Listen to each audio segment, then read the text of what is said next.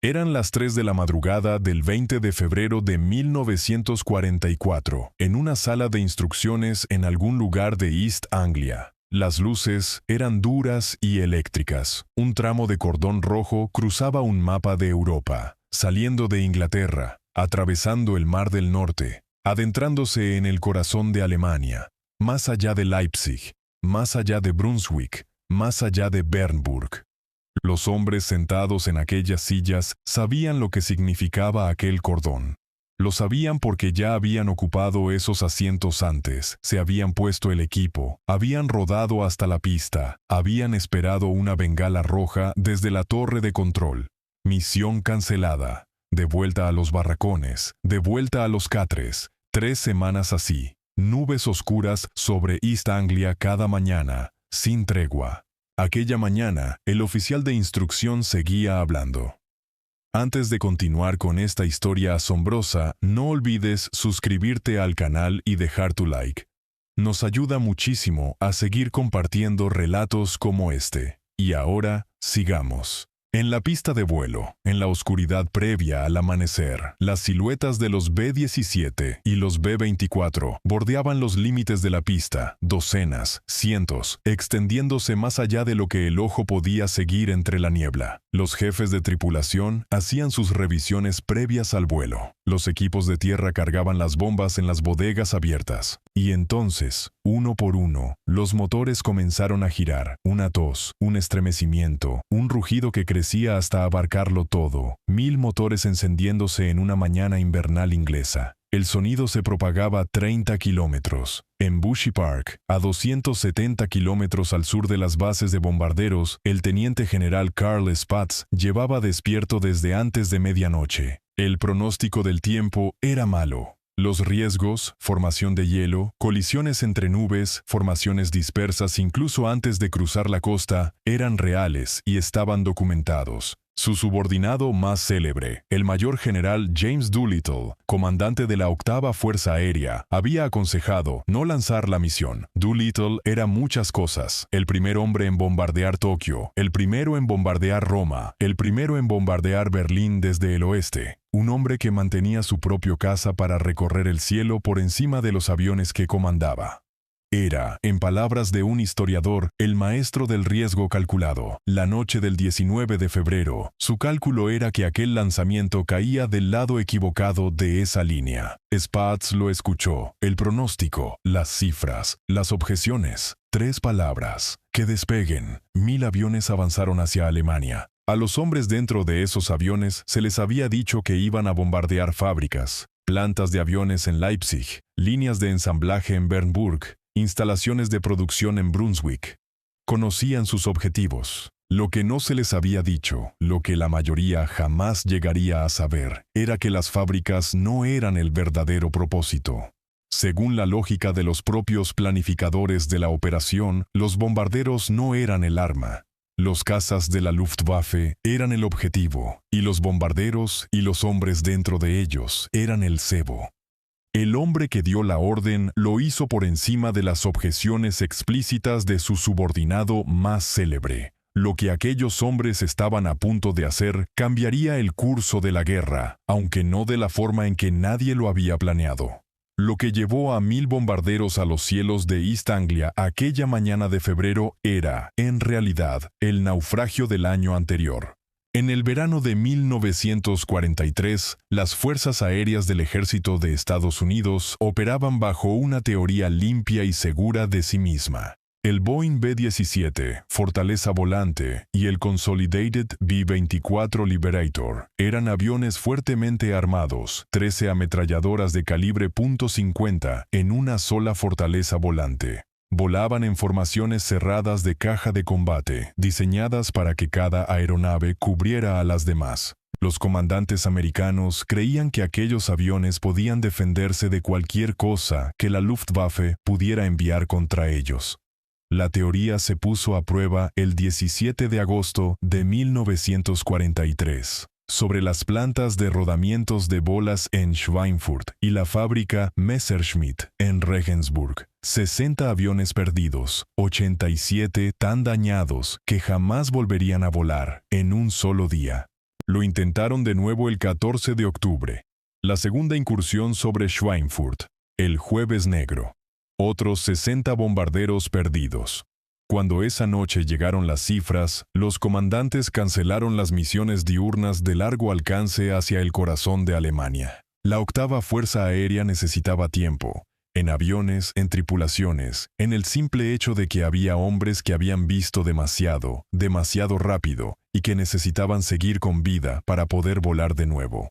El problema era el calendario. En algún momento de 1944 llegaría una invasión a través del canal.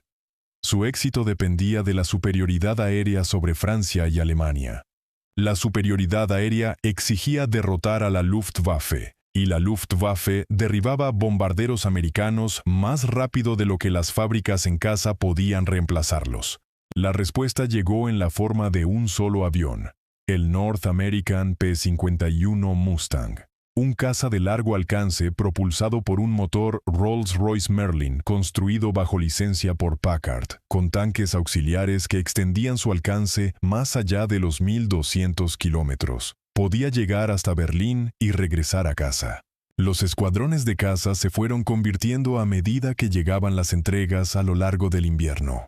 La pregunta era si llegarían suficientes al frente antes de que se cerrara la ventana previa a la invasión. El reloj del día D corría. Cada misión, cada cálculo, cada pérdida aceptable, todo al servicio de un plazo que no podía moverse. La operación Argument se construyó sobre una lógica doble. Destruir la industria aeronáutica alemana, bombardear las fábricas que construían los Messerschmitt, que ensamblaban los Focke-Wulf, que producían los rodamientos de los que todo lo demás dependía. Eso decía la lista de objetivos, lo que la lista de objetivos no decía, lo que existía únicamente en el pensamiento operativo de los hombres que la diseñaron, era el segundo propósito, forzar a la Luftwaffe a una batalla de desgaste.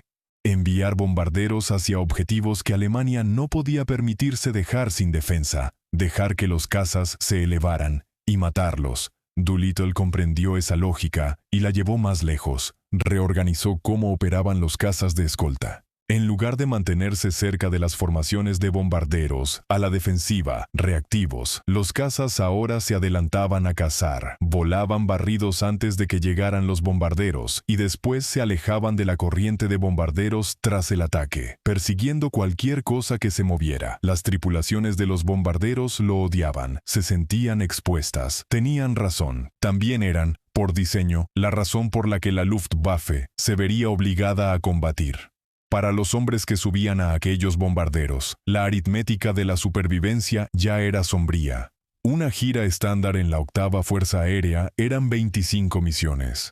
En 1943, antes de que llegara el Mustang, antes de que se extendiera el alcance de la escolta, antes de que las pérdidas se estabilizaran, completar 25 misiones implicaba una probabilidad de supervivencia menor, a 1 de cada 4. El general de división, Frederick Anderson, había pasado meses planeando esta operación. Tenía 37 años, formación en West Point, un hombre que había calculado los números en cada configuración que los datos permitían. Llegó a una cifra, 200 bombarderos perdidos el primer día. Ese era el peor resultado plausible que estaba dispuesto a aceptar. 200 aviones, 2.000 hombres, lo consideraba el costo que exigía la operación. Del lado alemán, Adolf Galland leía la misma aritmética desde la dirección opuesta. Galland tenía 31 años, general del arma de caza de Alemania desde 1941, el general más joven de la Wehrmacht al momento de su nombramiento. Volaba con un puro apretado entre los dientes y la cruz de caballero con hojas de roble, espadas y diamantes en el cuello. Había visto llegar a los Mustang desde noviembre de 1943 y comprendía, con la precisión de un hombre que había pasado toda su vida adulta combatiendo en el aire, lo que aquello significaba. El entrenamiento de pilotos ya se había recortado. Los veteranos de tres frentes se consumían más rápido de lo que los nuevos pilotos podían curtirse. Podía ver la trampa cerrándose. No podía detenerla. La Luftwaffe estaba, en muchos sentidos, en su último pico genuino de fuerza. Baterías antiaéreas crecidas en número, unidades de caza recuperadas del frente oriental, veteranos todavía suficientemente numerosos como para guiar a los pilotos que llegaban, formidable, y a punto de entrar en una batalla diseñada específicamente para destruir lo más irreemplazable que tenía. El 20 de febrero de 1944, antes del amanecer, sobre el frío llano de East Anglia, 1000 aviones ascendieron entre las nubes invernales y giraron hacia el este. Era la primera vez que se enviaban más de 1000 bombarderos en una sola misión. La octava Fuerza Aérea envió 1003 bombarderos y 835 cazas. La RAF aportó 16 escuadrones de caza como escolta. La escala de lo que se formaba en el cielo gris inglés no tenía precedentes. Sobre Alemania, la cobertura de nubes forzó la improvisación. Las formaciones fallaban en encontrar los objetivos primarios. Grupos enteros se desviaban hacia objetivos secundarios. La tercera división de bombardeo no logró encontrar su blanco y bombardeó Rostock en su lugar. La navegación sufría, la precisión sufría. La mañana fue, según el registro operativo, caótica. Y entonces llegaron los resultados. Anderson esperaba su cifra. 21 bombarderos, 4 cazas, frente a una pérdida esperada de 200. El primer día de la mayor operación aérea de la historia americana costó 21 bombarderos. Los alemanes perdieron 153 cazas. La RAF, en sus incursiones de la noche anterior, ya había perdido 79 de los suyos. Frente a todo eso, frente al peso de la peor estimación de Anderson, 21. Esa diferencia no significa que lo ocurrido fuera fácil. 21 aviones, entre 9 y 10 hombres cada uno. Cada tripulación había comido lo que quizás fue su última comida en un comedor de East Anglia. Había subido al frío de un fuselaje de aluminio sin presurizar a más de 7000 metros, donde la temperatura se mantiene en 40 grados bajo cero, y se había encontrado con algo que no sobrevivió. La cifra es el desastre más pequeño posible. El desastre ocurrió. El 20 de febrero, sobre Alemania, un B-17 fue alcanzado. A bordo iban el sargento Archibald Mattis y el teniente Walter Tremper. Su piloto estaba muerto o incapacitado. El copiloto se encontraba gravemente herido, incapaz de llevar el avión a casa. Mattis y Tremper no estaban heridos. Podían abandonar el avión. Eligieron no hacerlo. Sus compañeros de tripulación no sobrevivirían a un salto en paracaídas. Así que Mattis y Tremper se quedaron. Trajeron el B-17 de vuelta a través de Alemania, a través de Francia, de regreso a Inglaterra. En la aproximación al aterrizaje, algo salió mal. Ambos murieron. Los planificadores, según la lógica de su propia operación, habían designado a los bombarderos como cebo, señuelos prescindibles, el instrumento con el que se atraería y destruiría a la Luftwaffe. Puestos ante la elección entre su propia supervivencia y la vida de sus compañeros, Mattis y Tremper eligieron a sus compañeros. Ese mismo día, un B-17 gravemente dañado cruzó el canal con su piloto, el primer teniente William Lawley, herido y volando solo. 2 de sus artilleros estaban demasiado heridos para saltar. No les ordenó hacerlo. Guió el avión hasta la costa inglesa, donde un motor se quedó sin combustible y otro se incendió. Aterrizó de emergencia en una pequeña base de cazas. Toda su tripulación sobrevivió. 3 medallas de honor en un solo día, el día que se suponía sería una catástrofe. Volvieron a volar el 21 de febrero. 861 bombarderos, 679 cazas. El clima se cerró sobre los objetivos. Ninguna formación alcanzó su objetivo primario. Todas se desviaron.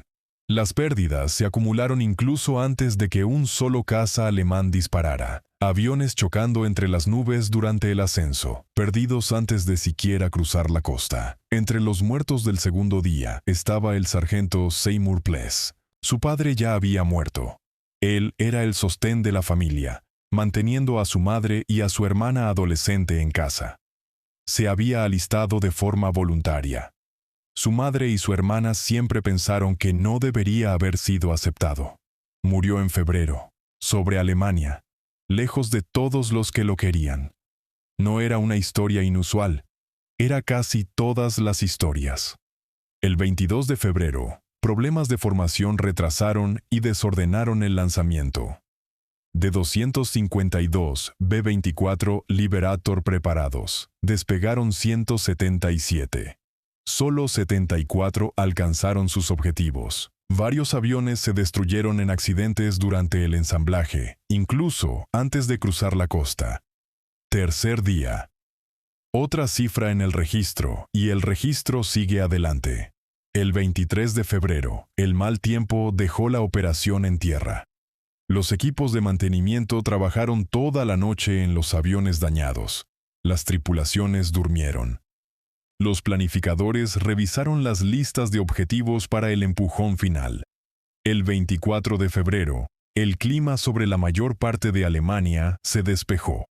860 bombarderos y casi 800 cazas de escolta golpearon en profundidad.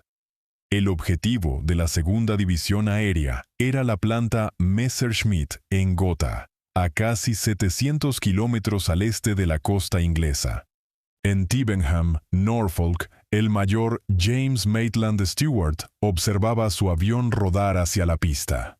Tenía 35 años, alto y anguloso, un hombre cuyo rostro todo el país conocía por sus películas. También era comandante de escuadrón y un hombre que había luchado por estar allí. Las fuerzas aéreas del ejército habían pasado más de un año intentando mantenerlo a salvo en territorio estadounidense, asignándolo a puestos de entrenamiento, a tareas de traslado de aviones, a apariciones públicas, en cualquier lugar menos donde realmente ocurría la guerra. Insistió hasta que lo dejaron volar. Estaba allí por elección propia. Aquella mañana, 28 aviones despegaron de Tybenham. 3 dieron media vuelta sobre el canal. De los 25 que continuaron hacia Gotha, solo 12 regresaron. Uno de ellos era un B-24 llamado Dixie Doudrop, el único avión del 703 Escuadrón de Bombardeo de Stewart que aterrizó de vuelta en Tybenham aquella tarde. Stewart se reunió con la tripulación para el interrogatorio.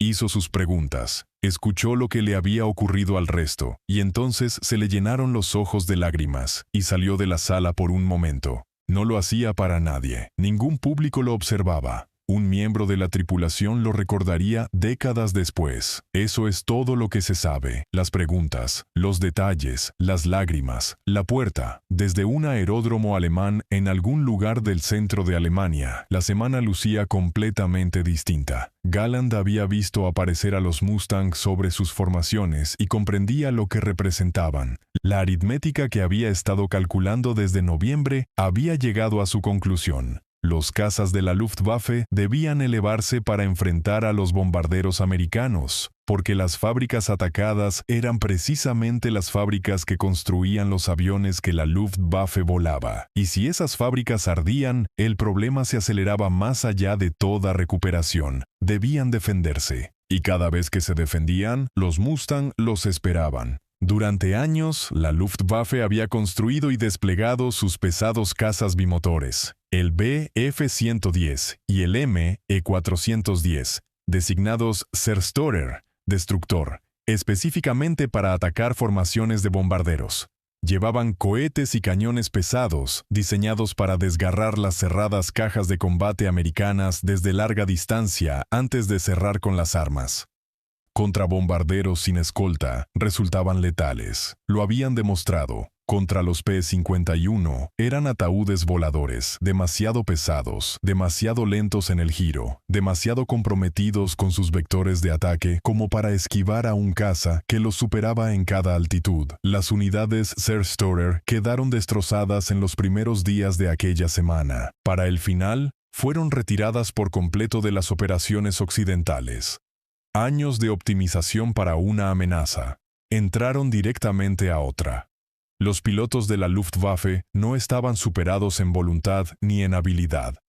Los veteranos que se elevaban a enfrentar a los bombarderos sobre Leipzig y Brunswick sabían combatir. El problema no era el talento, el problema era la geometría de la trampa. combatir y ser masacrados por la escolta, o no combatir y ver arder las fábricas. Cualquiera de los dos caminos llevaba a la misma dirección. El 25 de febrero, último día, la 15ª Fuerza Aérea, operando desde bases en el sur de Italia, golpeó Regensburg y Augsburgo desde el sur, mientras la 8ª presionaba desde el norte. La defensa alemana se dividió frente a dos ataques convergentes, para los que nunca había sido diseñada a manejar de forma simultánea.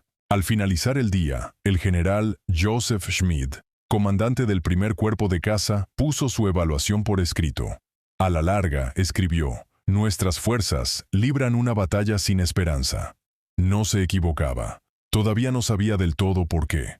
Cuando llegaron los balances finales, los comandantes aliados observaron lo que sus aviones habían logrado. En 6 días, solo la 8ª Fuerza Aérea lanzó casi 18.000 toneladas de bombas, más tonelaje en 5 días que en todo el año anterior de guerra. Leipzig, Gotha, Schweinfurt, Regensburg, Augsburgo, Brunswick, Bernburg, golpeados una y una tercera vez. Techos de fábricas colapsados, líneas de ensamblaje detenidas. Las evaluaciones de daño mostraban ruina. El costo había sido considerable. La 8ª perdió 137 bombarderos, la 15ª 89, la RAF 131, los cazas americanos 28. Detrás de esas cifras había aproximadamente 2.600 aviadores americanos muertos, heridos, capturados o desaparecidos en 6 días. Los bombarderos de Harris, enviados en contra de sus objeciones explícitas, el mariscal jefe del aire portal tuvo que ordenarle que cumpliera. Sufrieron algunas de las peores pérdidas de toda la operación. El único comandante superior al que hubo que obligar ahora veía sangrar a sus tripulaciones al servicio de una doctrina a la que había dedicado años oponerse. Una doctrina cuyo éxito, al final, vindicaba a sus opositores y no a él mismo. Después de la guerra, Harris sería el único comandante aliado de alto rango al que se le negó una medalla de campaña para sus tripulaciones, el único excluido del título nobiliario otorgado a todos los hombres a su alrededor. El registro de por qué es complicado. El registro de lo que le costó no lo es. Doolittle, que había aconsejado no lanzar la operación en sus días iniciales y había sido desestimado, con el tiempo se convertiría en el nombre dominante en la historia de la Semana Grande. Su doctrina de caza, su reorganización de la misión de escolta, la marca de su personalidad sobre la 8ª Fuerza Aérea. Spaatz, que había escuchado las objeciones, las había sopesado y había dicho 3 palabras, se convertiría en la figura más silenciosa. Las contribuciones de ambos hombres fueron reales. La historia encontró más fácil conservar un solo nombre. Los comandantes regresaron de aquella semana convencidos de que comprendían lo que habían logrado. Habían golpeado la industria aeronáutica alemana en el momento de máxima vulnerabilidad. Habían quebrado las líneas de producción. Escribieron sus informes, citaron las evaluaciones de daño, avanzaron hacia la invasión. Creyeron lo que las fotografías les mostraban. No estaban del todo equivocados sobre lo que habían hecho. Estaban equivocados sobre lo más importante. El ministro de Armamento Albert Speer había pasado el otoño de 1943 dispersando la producción aeronáutica alemana. Las líneas de ensamblaje se trasladaron a instalaciones satélite, a talleres rurales, a emplazamientos subterráneos, repartidos por todo el Reich. Las bombas cayeron sobre las ubicaciones originales de las fábricas y encontraron menos de lo esperado. Alemania no construyó menos aviones después de la Semana Grande. Alemania construyó más. La producción de cazas aumentó mes a mes a lo largo del verano y hasta el otoño de 1944. El Reich alcanzó un pico de poco más de 40.000 aviones ese año, más que en cualquier año anterior. Las líneas de ensamblaje que los americanos creían haber destruido funcionaban, reubicadas, produciendo Messerschmitt y Focke-Wulf más rápido que en cualquier otro momento de la guerra. El general Jeschonnek, jefe de Estado Mayor de la Luftwaffe, había comentado alegremente en 1942 que no sabría qué hacer con más de 300 cazas al mes. Para 1944, Alemania producía miles. No fue suficiente. Las consecuencias más importantes de la Semana Grande no fueron comprendidas por los comandantes aliados hasta después de terminada la guerra. Las fábricas siguieron produciendo. Lo que no se recuperó, Lo que no pudo dispersarse ni reubicarse ni reconstruirse a partir de componentes fueron los pilotos. Alemania perdió a más de 100 pilotos experimentados en aquellos 6 días, no jóvenes en su primera gira de combate, sino veteranos, hombres que habían aprendido su oficio en España, en Francia, en la batalla de Inglaterra, a lo largo de 3 años de desgaste en el frente oriental. Hombres que sabían leer una formación de bombarderos, que sabían dirigir una Staffel, que sabían llevar con vida a un joven piloto recién llegado a través de sus primeros combates.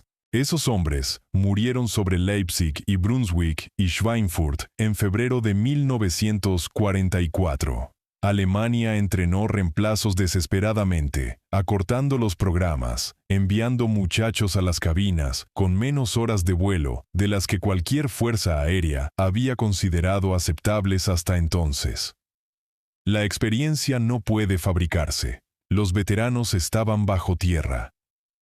Alemania construyó 40.000 aviones en 1944. Esos aviones se acumulaban en aeródromos dispersos por todo el Reich, esperando pilotos que ya no llegarían.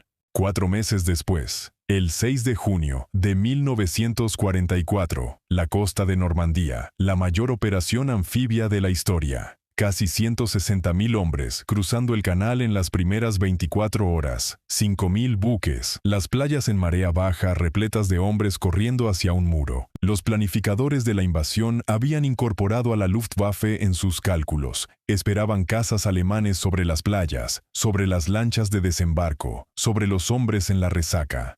Habían construido su cobertura aérea asumiendo que el cielo sobre Normandía estaría disputado.